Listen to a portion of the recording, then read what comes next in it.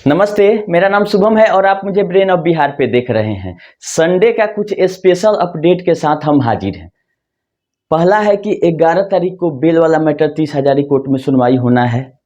कल ही क्या होता है देखने वाली बात है। दूसरा, क्यूसॉप का मामला 13 मार्च को एनसीएलटी में है। एनसीएलटी का जो अपीलेट ट्रिब्यूनल है वहां पे डिसाइड होना है कि इसका जो इंसॉल्वेंसी प्रोसेस है वो आगे बढ़ेगा या सेटलमेंट हो जाता है वहां भी।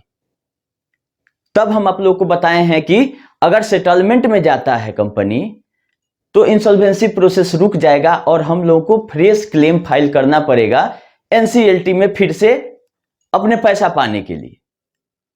और तीसरा है, एक जो रीट पिटीशन दाखिल हुआ है उसमें भी क्यूसॉप का भी पार्टी बनाया गया है, तो उसको भी देखना होगा। 16 अप्रैल को अगर सुनवाई होती है, जैसा बोला गया है कि पीनक पानी मोहंती वाला जो पीआईएल है उसी के साथ साथ इस रीट का भी सुनवाई किया जाएगा उसी बेंच में। तो अगर वहां से कुछ डायरेक्शन, कुछ आदेश आता है उसका भी इंतजार करना होगा क्यूसॉप के लिए। नहीं तो हम लोगों को एनसीएलटी में चलना होगा, जैसे कि सब लोग जाके अपना अपना सेटलमेंट कर रहे हैं। हाँ, एक चीज आप लोगों को आश्वस्त करना चाहते हैं हम कि क्यूसॉप का 200% पैसा मिलेगा विथ इंटरेस्ट। इसमें इसके मेन जो मैनेजमेंट के आदमी हैं वो लोग फंसे हुए हैं। और क्यूसॉप का 2.77% शेयर डायरेक्टली है एमबी वैली में, और एक ज्वाइंट वेंचर है क्यूसॉप का आपका इसके साथ, कमर्शियल के साथ। तो इस हिसाब से लमसम जितना पब्लिक का पैसा है उससे कहीं ज्यादा का संपत्ति क्यूसॉप में है, शेयर के रूप में या इन्वेस्टमेंट के रूप में। तो कहीं ना कहीं से ये हर एक जगह जब एफआईआर हो रहा है वहां भी या कहीं भी सेटलमेंट पैसा देके सीधा सीधी कर ले रहे हैं क्यूसॉप वाले मामले में, इसीलिए क्योंकि वहां पे पैसा मिलने का चांस है। अगर उसका लिक्विडेशन भी होता है तो भुगतान आराम से हो जाएगा। तो घबराने वाली कोई बात नहीं है। साल 2 साल इसमें लगता है लीगल प्रक्रिया में, क्योंकि जिसका भी पेमेंट हो रहा है आप लोग देखिएगा कि 2 साल पहले वो केस लगाया था, तब जाके कहीं ना कहीं सेटलमेंट तक पहुंचा है। क्योंकि ऐसा नहीं है कि सारा इतना सीधा साधा कंपनी है कि आप केस किए वो आपको पैसा दे दी। जब तक लीगल प्रोविजन जहां तक का है और लास्ट में जब तक अरेस्टिंग तक बात नहीं जाती है तब तक पैसा इसका मैनेजमेंट नहीं निकालता है। तो खैर, सहारा का मैटर है तो अपना सहारा समझे, हम लोगों को अपना पैसा निकालना है इससे। बाद बाकी एसएफआईओ से लेके पूरा सरकार इसके पीछे लगी हुई है, लेकिन हो कुछ नहीं रहा है। रहा बात पोर्टल से भुगतान का मामला, वो भी 10,000 भी जो मिलना है उसमें भी लेटेस्ट जो आरटीआई का इंफॉर्मेशन है कि 271 करोड़ डिसबर्स हुआ है और 84,000 करोड़ का क्लेम अभी तक गया है। तो हम आप लोगों को बताए थे कि 86,000 करोड़ से आगे नहीं बढ़ने देगी सहारा क्लेम को, क्योंकि ऑलरेडी दिल्ली हाईकोर्ट में बता चुकी थी कि 86,000 करोड़ रुपया हम उठाए हैं सोसाइटियों से प्रिंसिपल, जिसमें से 62,000 करोड़ रुपया एमबी वैली में चारों सोसाइटियों का मिला के निवेश किया हुआ है। और 62,000 और 86,000 का बीच का जो पैसा है इसका कहीं जिक्र नहीं है कि ये पैसा कहां गया। अभी जांच का विषय है और जब लिक्विडेशन में सोसाइटी जाएगी तो इसका सर्च करके पता लगाया जाएगा कि ये पैसा कहां है और भुगतान कैसे होगा। तो यही छोटा मोटा अपडेट था, लेकिन अपडेट से ज्यादा एक बढ़िया इंफॉर्मेशन हम आप लोग को देने जा रहे हैं एमबी वैली के ऊपर, क्योंकि एमबी वैली में ही निवेश है 62,000 करोड़। तो हम जो इंफॉर्मेशन बताएंगे वो एमबी वैली लिमिटेड जो कंपनी है उसके बारे में बताएंगे। आप लोग कहीं किसी चीज को मिक्स नहीं कीजिएगा समझने में। आज का स्पेशल हम न्यूज आप लोगों को देंगे, एमबी वैली में शेयर होल्डिंग किसका किसका है। एमबी वैली लिमिटेड जो कंपनी है उसमें शेयर होल्डिंग किसका किसका है वो पेज मेरे सामने है। हमने तो बहुत पहले ही 2021 का बैलेंस शीट जब डाउनलोड किया था तब से हम इसको रखे हुए थे। इसमें सुब्रत राय सहारा का शेयर था 31 मार्च 2020 का, ये स्टेटमेंट है। वर्तमान में ये चेंज हो चुका है शेयर होल्डिंग पैटर्न, क्योंकि इसमें ऑथोराइज कैपिटल 2,000 करोड़ दिखाया गया था और पेडअप 545 करोड़ था। और आज के डेट में एमसीए का जो डाटा है उसमें ऑथोराइज कैपिटल 5,000 करोड़ और पेडअप कैपिटल 3,510 करोड़ दिखाया जा रहा है एमबी वैली लिमिटेड का। लेकिन शेयर होल्डिंग पैटर्न जो 2020 में था वो हम आप लोग को पढ़ के सुना देते हैं कि क्या क्या था। इसमें सुब्रत राय सहारा का शेयर था 21.60% और स्वप्ना राय का था 0.60%। मतलब दोनों आदमी का मिला के 22.10% शेयर अकेले इन दोनों हस्बैंड वाइफ का था 2020 में। दूसरा मेजर शेयर होल्डिंग है सहारा इंडिया कमर्शियल कॉरपोरेशन का। एमबी वैली लिमिटेड में सहारा इंडिया कमर्शियल कॉरपोरेशन का 25.42% शेयर है। 22% हो गया सुब्रत राय और उनकी वाइफ का, और 25.42% हो गया सहारा इंडिया कमर्शियल का। क्यू शॉप का 2.77%।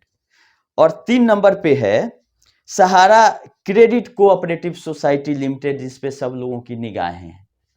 इसका शेयर होल्डिंग है 40.40, मतलब 40.5%। तो 40% क्रेडिट कोऑपरेटिव सोसाइटी का एमबी वैली में शेयर परचेज किया गया।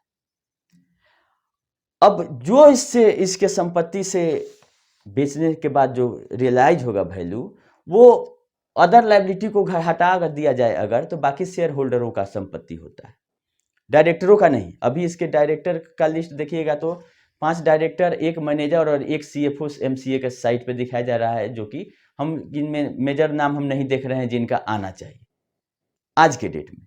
लेकिन जो शेयर होल्डर होते हैं वही कंपनी के ओरिजिनल मालिक होते हैं। जिस तरह से गाड़ी का ड्राइवर होता है और मालिक होता है, ड्राइवर हो गया डायरेक्टर जो कि गाड़ी को चलाता है, और ऑनर जो हो गया जो गाड़ी परचेज करता है, जो गाड़ी का नफा नुकसान उसके ऊपर रहता है। वैसे ही शेयर होल्डर जो है वो मेन मालिक कंपनी का शेयर होल्डर ही होता है।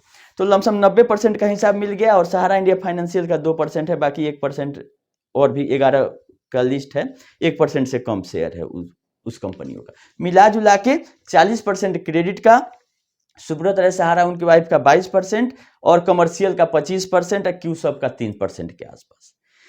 यही शेयर होल्डिंग है सहारा के जो एमबी वैली लिमिटेड है उसका। अब आप लोग सोचिए कि इसका बैलेंस शीट है मेरे पास। अब एक चीज थोड़ा मोटा मोटी आप लोग समझ लीजिए कि क्या होगा। ये अपना रिवैल्यूएशन भी 2021 में कराई हुई है जो लैंड है उसका। इसका बैलेंस शीट पढ़ने से 2021 वाला है, ये पता चला कि जो संपत्ति इसकी 300 से 400 करोड़ का खरीदा हुआ था लैंड, अब टोटल लैंड की हम नहीं बात कर रहे हैं, जो इसके फिक्स एसेट्स में लैंड दिखाया गया था उसको रिवैल्यूएशन कराया है 21 में, जिसका वैल्यू 11 गुना बढ़ा के ये रिवैल्यूएशन करके रिवैल्यूएशन रिजर्व क्रिएट किए हुए है बैलेंस शीट में। वो लमसम 4500 करोड़ का दिखाया जा रहा है।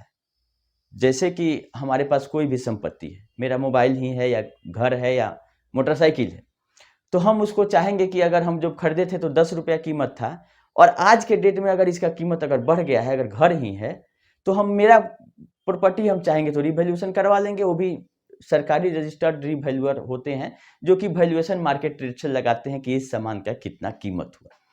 तो 10 गुना के आसपास उसमें कीमत दिया हुआ है कि रिवैल्यूएशन रिजर्व क्रिएट किया गया है फिक्स एसेट्स का, वो भी 4500 करोड़। और बाहरी लायबिलिटी ज्यादा नहीं है एमबी वैली में। जो लोन था वो सब बंद हो चुका है।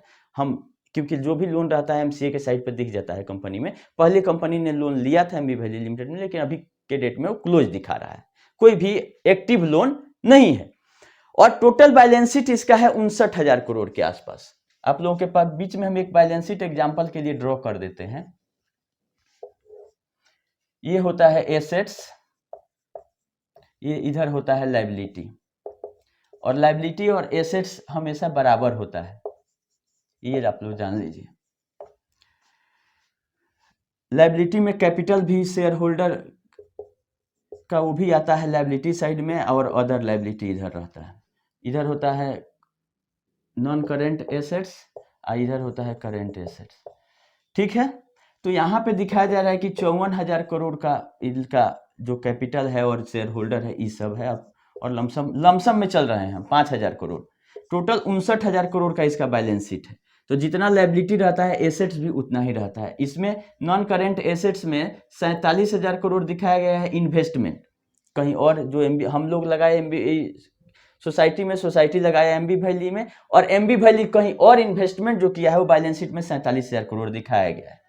और इसका जो प्रॉपर्टी एंड एसेट्स अपना दिखाया गया है fix asset and plant and machinery, वहीं जो 300 करोड़ 350 करोड़ का था उसको रिवैल्यूएशन करके 4700 करोड़ के आसपास दिखाया गया है। और बाकी अदर करेंट एसेट इसका होगा, जो डिफरेंस है इसका, मतलब 50 में से 50 51 हो गया ना, तो लमसम 7-8 हजार करोड़। दोनों का जोड़ 59,000 करोड़ अगर आ रहा है, तो अब इसी 54,000 करोड़ में इन्वेस्टमेंट है सोसाइटियों का। ये चीज आप लोग जान लीजिए।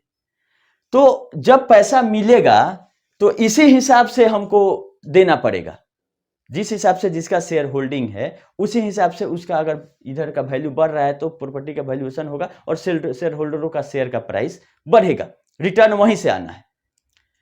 तो मोटा मोटी यही हिसाब है एमबी वैली का। शेयर होल्डिंग आप लोग जान गए, बैलेंस शीट जान गए कि 59,000 करोड़ का है, जिसमें रिवैल्यूएशन कराया गया है लैंड का पिछले साल, जो कि लमसम 4,4400 करोड़ रुपया, जिससे उसका वैल्यू बढ़ गया। आप लोग अपना प्रॉपर्टी का कोई रिवैल्यूएशन करा सकता है, उसी हिसाब से सहारा ने अपना करा के रखा है। ये है fact and figure MB valley limited का। अब इससे आप लोग अनुमान लगा लीजिए कि जो ये इन्वेस्टमेंट है 47,000 करोड़ का, इसका ये अपने सब्सिडी कंपनियों में होगा, दूसरे जगह जो भी इन्वेस्टमेंट के रूप में दिखाया, इसका डिटेल हमारे पास अभी नहीं है। ये कंपनी ही बता सकती है कि कहाँ कहाँ इन्वेस्टमेंट किया गया। और जब इसका लिक्विडेशन होगा, इसका जो इसकी लायबिलिटी है, देनदारी जो है वो अगर देने के लिए बोला जाएगा सीआरसीएस को, तो इसकी को बेच के लाके पैसा वो वापस करेगी।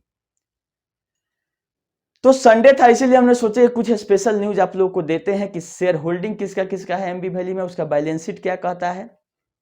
तो किसी का भी बैलेंस शीट ऐसे ही बनता है, एक तरफ लायबिलिटी एक तरफ एसेट्स। जो भी एसेट रहता है वो लायबिलिटी हमेशा बराबर रहता है।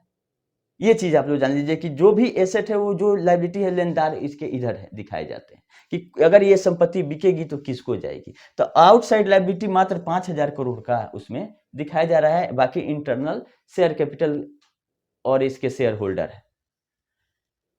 तो अब देखने वाली बात है कि रियलाइज कितना होता है और ये कब तक होता है, क्योंकि जो पोर्टल का सिस्टम है उससे नहीं लग रहा है कि ये 50,000 करोड़ का भी अगर डिसबर्समेंट के लिए इसको दे दिया जाए तो 2-4-5 साल में हो पाएगा। रहा बात क्यूसॉप का, तो क्यूसॉप का दिल्ली हाईकोर्ट में भी एक एफआईआर को क्वाइश करने के लिए, मतलब खत्म करने के लिए गई हुई है। उसका भी अपडेट हम बहुत लोग पूछते हैं कि क्या हुआ क्या हो, तो उसका अपडेट है कि 27 अगस्त को उसका नेक्स्ट दे दिया गया था, क्योंकि वहां भी सेटलमेंट कर ली है। 2-2 लाख का 2 इन्वेस्टमेंट था जिसके अगेंस्ट में एफआईआर हुआ था, और वो भी डीबीजी रोड का ही है 2021 का। तो उसमें भी ये बोली है कि हम सेटल कर चुके हैं और पार्टी का जो एफआईआर है उसको खत्म किया जाए हाईकोर्ट के द्वारा। तो हाईकोर्ट ने इतना जल्दी खत्म नहीं किया है, उसका अगला डेट सुनवाई का 3 डेट सुनवाई के बाद भी अगस्त का डेट पड़ा हुआ है। तो जहां जहां इसका कमजोर कड़ी है, जहां इसके मेन लोग हैं, वहां पे पैसा सेटलमेंट में केस करने के बाद दे देती है, जानती है कि कहीं ना कहीं से अगर नीलामी भी होगा तो इन लोगों का पैसा मिल सकता है। तो मेरा यही आज के वीडियो से आप लोगों को बताना था कि क्यूसॉप वाले लोग निश्चिंत रहें, आज नहीं कल वो ब्याज के साथ आप लोगों का मिलेगा। रहा बात पोर्टल का, जो कि सोसाइटी में, तो सोसाइटी में मेन अब केस का सुनवाई जो जिस हिसाब से चलेगा सुप्रीम कोर्ट में 16 तारीख से को अगर होता है तो ठीक है। यहाँ तो टेंटेटिव कल ही दिखा रहा है, 11 तारीख को ही दिखा रहा है नया वाला रीट में भी। तो ये कंप्यूटराइज लिस्टिंग दिखा रहा है, हो सकता है कि हट जाए, क्योंकि लिस्टिंग में भी हमने चेक किया कल के डेट में लिस्टिंग नहीं है, कंप्यूटराइज लिस्टिंग दिखा रहा है, ये हट जाएगा। और इसको बोला गया था कि जो पिनक पानिक मोहंती वाला केस है उसी के साथ सुना जाए। तो जब तक सोसाइटियों के लिए सुप्रीम कोर्ट से कुछ गाइडलाइन नहीं आता है तब तक ये जो सिस्टम है इससे भुगतान लोग लेने में असमर्थ है। चाहे सहारा के रीजन से चाहे सोसाइटियों के रीजन से, किसी भी कारण से पैसा लोगों तक नहीं पहुंच रहा है। 10,000 भी जो मिलना था उसमें मात्र 271 करोड़ का डिसबर्समेंट हुआ है, जबकि 84,000 करोड़ का क्लेम है। खैर अभी के लिए इतना ही, वीडियो को ज्यादा नहीं बढ़ाते हैं। संडे था तो अपडेट देना जरूरी था आप लोगों को कि सकारात्मक ही रहें। जो मिलना होगा, अब इसमें ज्यादा कुछ हाथ पैर मारने से कुछ होने वाला नहीं है। सरकार एसएफआईओ सब लोग लगा हुआ है, लेकिन रिजल्ट 0 है। अब इसमें सुप्रीम कोर्ट ही कुछ दिशा निर्देश अगर जारी करता है तो कुछ होगा। अभी के लिए इतना ही।